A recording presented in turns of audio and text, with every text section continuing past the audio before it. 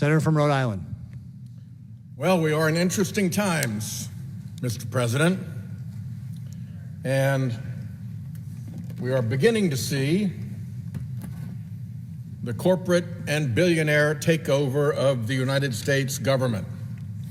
And in that corporate and billionaire takeover of the United States government, the nominee, Russ Vought, to run OMB has a key role.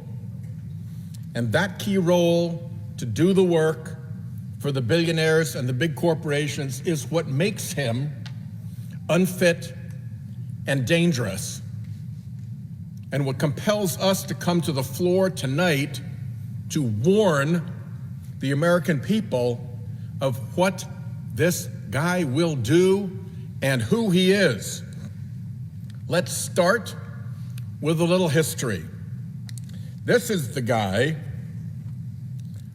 who violated the Impoundment Control Act by withholding $214 million appropriated dollars from the soldiers fighting and dying in the trenches of Ukraine against Putin's thug army.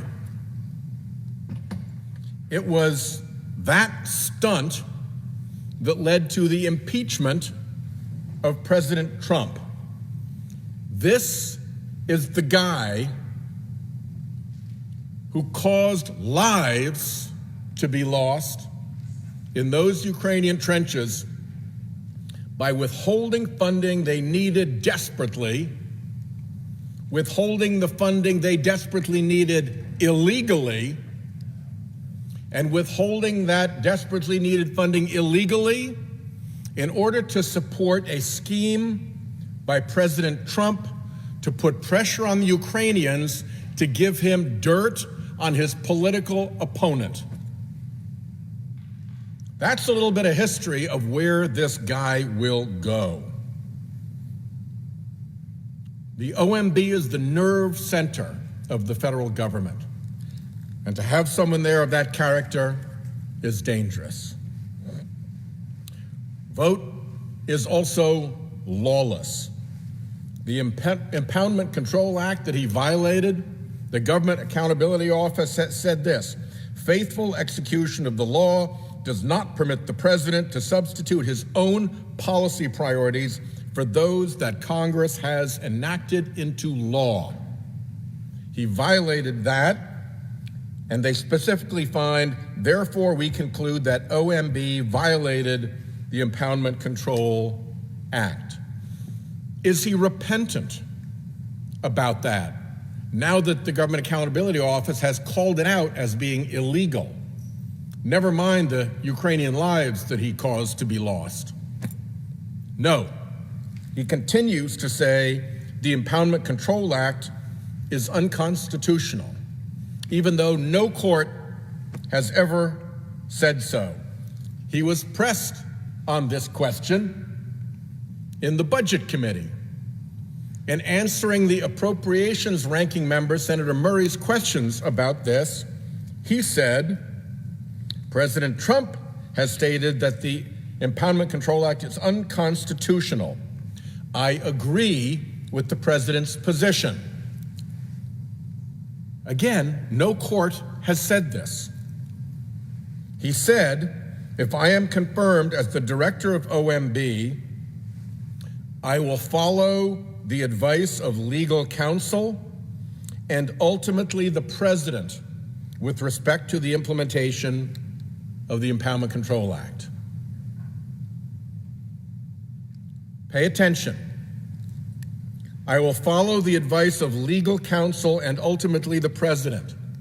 Not I will follow the law, not I will follow court decisions that say what the law is. No, I will follow the advice of legal counsel and ultimately the president. So let's just have a quick look at who his legal counsel is. People may remember this. This is a painting that was commissioned by this guy, the billionaire Harlan Crow. As you may remember, the billionaire Harlan Crow has been funding the lifestyle of the next person over, Justice Clarence Thomas.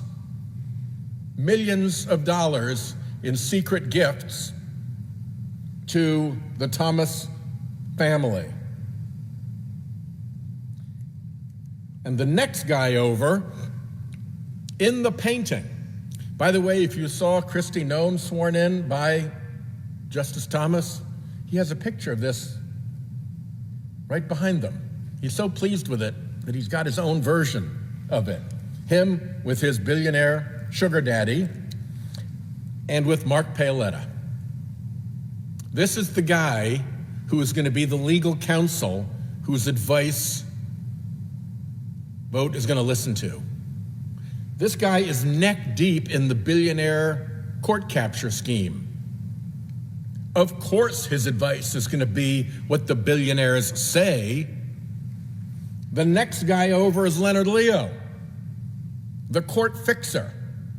This is basically a panorama of the corruption of the Supreme Court. The billionaire who funds it, the justice who secretly accepts millions of dollars in billionaire gifts, the guy who cooks up the whole scheme and travels with justices on these billionaire-funded trips, and is here at the billionaire's estate in the Adirondacks with them, and of course, Mark Paoletta.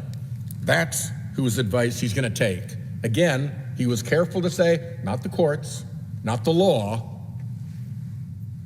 The billionaire court fixer guy who's now his counsel, and the president who's already said he thinks the law's unconstitutional. This guy, on this question of the Impoundment Control Act, he hasn't said he's going to follow the law either. In fact, he said the Impoundment Control Act is a stupid law. And he tweeted at Russell Vought, "Impound, baby, impound."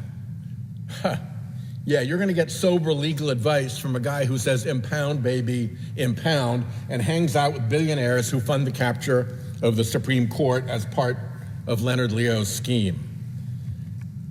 This is an illustration of how this guy, Russell Vought, is a creature of the far-right billionaire dark money world.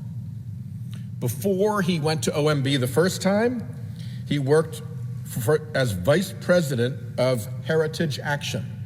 What is Heritage Action? Heritage Action is a billionaire-funded dark money group that advocates for the things that dark money billionaires want. And he, for years, worked for them. Then he went into OMB, and I submit he still worked for them, although they weren't paying his paycheck at the time. He gets back out after Trump won, and he sets up something called the Center for Renewing America. Again, a billionaire-funded dark money enterprise whose purpose is to advocate for the things that the dark money billionaires want. It also, by the way, took care of the refugees from the first Trump administration. That creepy character, Jeffrey Clark, who was in the Department of Justice and tried to wangle his way into the Attorney Generalship by proposing that he would put the Department of Justice into the election-fixing scheme that President Trump was running down in Georgia. That guy, where did he land? Right, the Center for Renewing America, courtesy of Russ Vought. Who else is a senior fellow there, funded by the billionaires? Oh, Mark Paoletta, the guy who's going to be his legal counsel and was chumming it up with the billionaire and the justice. Who else? Kash Patel, the guy who has threatened publicly over and over again to turn the FBI into a political weapon for Donald Trump against his adversaries. He went so far as to repost a tweet of himself chainsawing the heads off members of his enemies list. Yeah, this is the guy who published an enemies list of who he was going to get in what he called a manhunt. The manhunt begins now, he said, of his enemies list. And Trump wants to put him in charge of the FBI, so it becomes his personal political weapon. And Kash Patel has shown in time after time, instance after instance, he is all too willing to do that. And where did he land? Yeah, right at Vought's Center for Renewing America. So this guy Vought is neck deep in the billionaire dark money operation that is working right now to take over the US government and run it its own way. The way it wanted to do this is through a plan that it cooked up and paid for called Project 2025.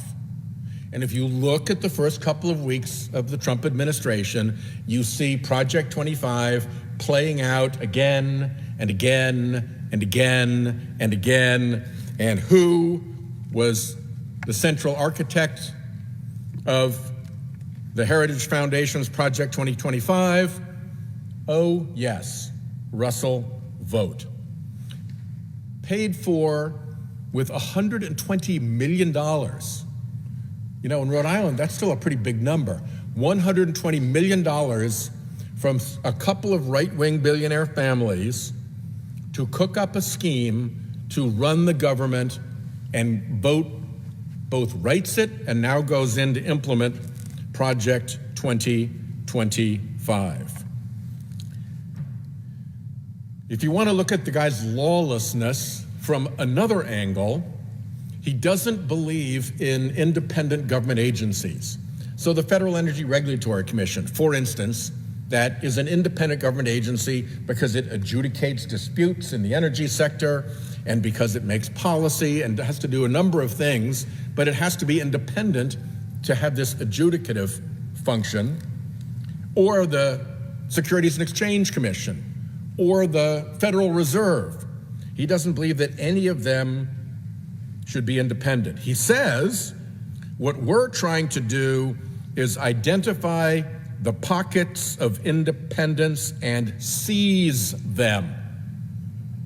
Seize them. For the corporate and billionaire takeover, they want to seize the independent agencies in government so that they're under the control of the big donors who put this administration in. He said specifically about the Federal Reserve, it is very hard to square the Fed's independence with the Constitution. Except that the Supreme Court of the United States has squared the Fed's independence with the Constitution for decades. The decisions of the United States Supreme Court supporting the existence of independent agencies goes back to the Humphreys Executor case in 1935. This has been a long run of Supreme Court precedent in which literally dozens of cases involving independent agencies have come before the court, and it has never said that it's hard to square the independence of agencies Congress has deemed to be independent with the Constitution. This is an eccentric and illegal, lawless view, and they intend to impose it, notwithstanding the law. There are, number one, he said, is going after this whole notion of independence. There are no independent agencies, he says. The SEC, the FCC, the CFPB, none of that is something that the Constitution understands. Oh yeah, except for those 90 years of Supreme Court precedent interpreting the Constitution to understand exactly that.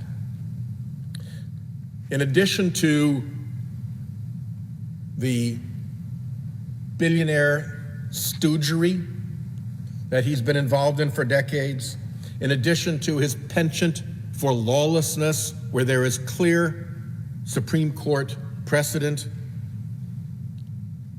he's just a little bit strange. Here's what he has said about the men and women who work in the federal government. We want them, he said, to be traumatically affected. When they wake up in the morning, we want them to not want to go to work because they are increasingly viewed as the villains. Your postman, the villain, the meat inspector who makes your steak safe at USDA, the villain, the health inspector, the people who do the tests on pharmaceutical drugs, the people who do brain cancer research for us. Yeah, we definitely want them to be viewed as the villains and to not want to go to work. He goes on, we want their funding to be shut down so that, and of course he picks the EPA because we're dealing mostly with polluter billionaires.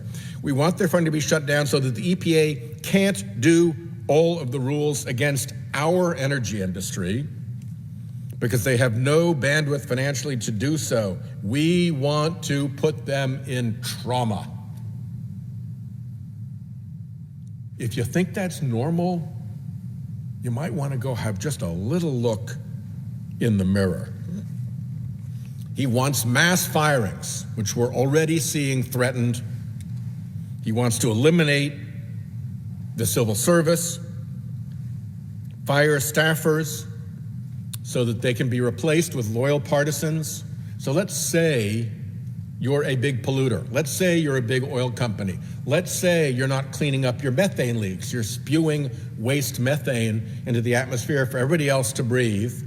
And the Environmental Protection Agency, or perhaps the Department of Interior, who may be your landlord, comes to you and says, you know, you got to clean up your mess here. You're spilling methane into the atmosphere. It is poisoning people. You've got to knock it off. Nope. Out you go. Bring in the sycophants. Bring in the loyal partisans. Bring in people who will tell the corporate and billionaire takeover artists that are at work now, never mind. We got your back here. You just keep leaking that methane. And here's one that kind of stunned me. Pretty simple question. I asked him, did Joe Biden win the 2020 presidential election? What was his answer? I believe that the 2020 election was rigged. No court has ever believed that. People got their bar ticket removed for telling courts falsehoods that the election was rigged. This was the first big lie of the Trump administration. And he's not over it. And he wants to go and run the nerve center of OMB. He even wants to invoke the Insurrection Act, bring in the United States military onto domestic soil to break up people who are protesting the Trump administration. This is not a normal guy. This is not a guy who respects the law and the Constitution. This is a tool of a very small right-wing billionaire elite, and he has proven himself with his participation in the Trump scheme to hold back urgently needed money from Ukrainian warriors trying to defend their country against Putin so that they could put pressure on Zelensky to develop dirt on Trump's political opponent. He was part of that scheme. What a guy. The last thing that I'll mention is that he has described Joe Biden and his administration as having engaged in climate fanaticism. Climate fanaticism. This from the slow, cautious, temperate, non-combative Biden administration. I wish they'd been a little bit more fanatic, but they sure weren't. They were slow, they were cautious, they were temperate, they were non-combative, and he found that to be fanatic. Well, I'll close with what's coming, because what's coming from climate change is a beginning meltdown in property insurance markets all around the country, which is going to cascade into a problem in mortgage markets around the country, because you can't get a mortgage if you can't get property insurance. And unless you're selling billionaire to billionaire Palm Beach estates, if you want to sell your home, you got to find somebody who can get a mortgage. If your home can't get a mortgage because they can't get insurance, you can't find a buyer. And so your property values crash. And the chief economist for Freddie Mac has warned that this insurance to mortgage to property values crash is going to happen, and it's going to hit the United States economy as hard as the 2008 mortgage meltdown. So somebody who takes this not seriously at all is the wrong person to lead us as we head towards disaster. Here's some of the work that we've been doing on this. Out of the Budget Committee, here's where we're seeing massive non-renewal rate increases. That is the insurance companies telling people who paid their premiums for years, you're fired, we don't want you anymore, we are not going to insure your property any longer, you're done, or jacking up the rates. And you can see, obviously, where the high percentage places are. It's in coastal and wildfire areas. Here's another one. This followed our Budget Committee report that I just referenced. This is where home insurance premiums are predicted to go because of climate change, up to a 300% increase. That's quadrupling. That's, if you have a $6,000 home insurance policy, that's $24,000. And it's all over. It's in the hot spots for wildfire, and it's in the hot spots for coastal property damage from storms and sea level rise. And when you raise home insurance premiums by that much, what do? You knock down the value of the home. Because when you buy a home, if you're buying into a, let's say, $24,000 expense every year, the present value of $24,000 out of your pocket year after year after year comes off the value of the house. So it will knock down property values. Indeed, it is predicted that in many of these areas, homes are going to lose as much as 100% of their value. A home that people have invested in, purchased, loved, raised their children in, will lose its value in some places completely, because you can't get insurance, you can't get a mortgage, you can't find a buyer, the place is going to burn, the place is going to flood. And it's not just me warning of these things. Here's an article from The Economist magazine, not exactly a liberal green publication, predicting globally that the next housing disaster is going to come from climate change. Severe weather brought about by greenhouse gas emissions is shaking the foundations of the world's most important asset class, real estate. The world is facing roughly a $25 trillion hit. The impending bill is so huge, in fact, that it will have grim implications not just for personal prosperity, but also for the financial system. Climate change, in short, could prompt the next global property crash. And if you look back here to Florida, you see how acute the trouble is as that insurance market melts down. Home insurance in Florida, the average annual premium for a typical single-family home in the state is likely to hit nearly $12,000 this year, says The Economist magazine. Citizens Property Insurance Corporation has become Florida's largest home insurer. Its exposure is now $423 billion, much more than the state's public debt. This is a high-risk situation.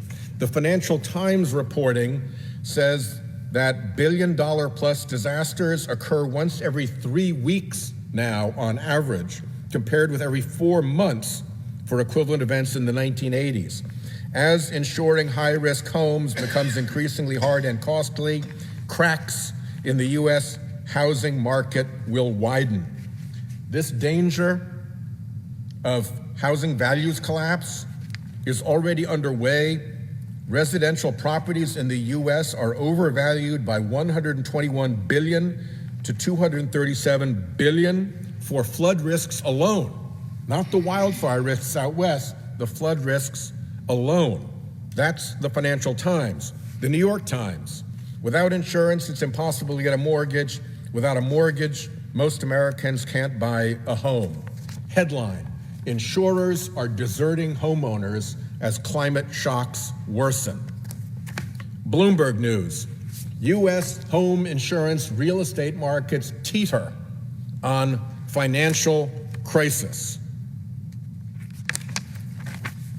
Here's what they say. It's hard to overstate the role that insurance plays in the modern economy. Banks won't make mortgage loans for uninsurable properties. Without those loans, the real estate market slows to a crawl, which in turn eats away household wealth and the tax revenue that state and local governments rely on. For insurers to play their part, they have to feel confident predicting how much damage they might have to cover. To do that, they build models of the future based on what's happened in the past. They don't have to be right all the time, just enough to win by more than they lose. Climate change has made that much harder. A warming world is more dangerous and unpredictable. In the 1980s, the U.S. experienced roughly 3 disasters a year that did at least $1 billion in damage. Now the annual occurrence is closer to 18. And it's not just news reports. Here's the Congressional Budget Office analysis. The risks of climate change to the United States in the 21st century. As emissions of greenhouse gases from human activities accumulate in the atmosphere and oceans, climate conditions are changing throughout the world. In the United States, those changes will have consequences for economic activity, real estate, and financial markets. Here's the Financial Stability Board. It's the global board that advises banks on how to stay sound. Climate-related vulnerabilities in the financial system, when triggered by climate shocks, could threaten financial stability. Climate shocks can interact with existing financial vulnerabilities in the real economy or the financial system and lead to financial losses. Climate shocks could also affect the real economy through damage to real assets or the creation of stranded assets or a disruption to economic activity that can feed back to the financial system. I'll cut to one of the endpoints here. The projected physical risk impact from climate change could cause global GDP to decline versus the baseline by 5.3% by 2030 and by up to 15% by 2050. That is a global recession, folks, driven by climate change, pounding insurance markets, which pound mortgage markets. And this guy thinks that taking climate science seriously is fanaticism.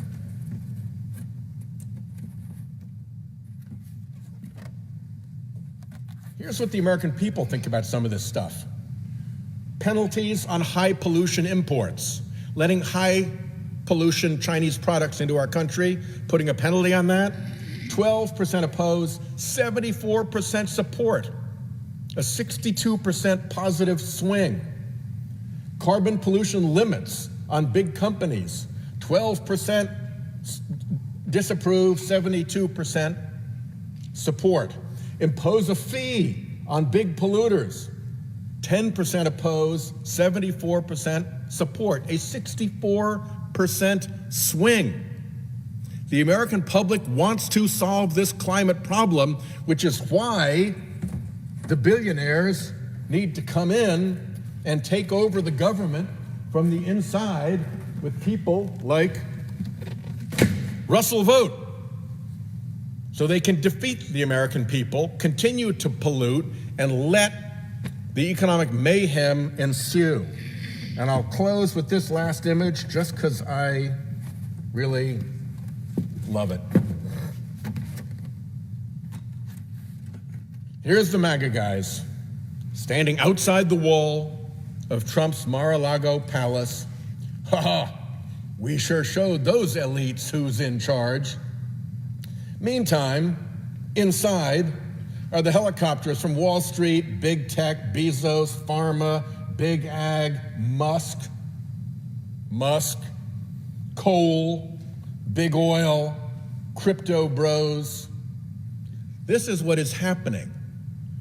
MAGA may have thought it won the election, but here's who really won the election.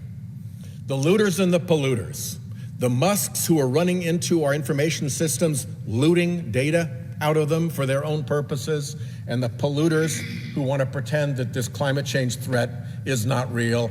Russ Vought is dangerous because he won't face the facts on these things because he belongs to the billionaire looters and polluters. And with that, I yield.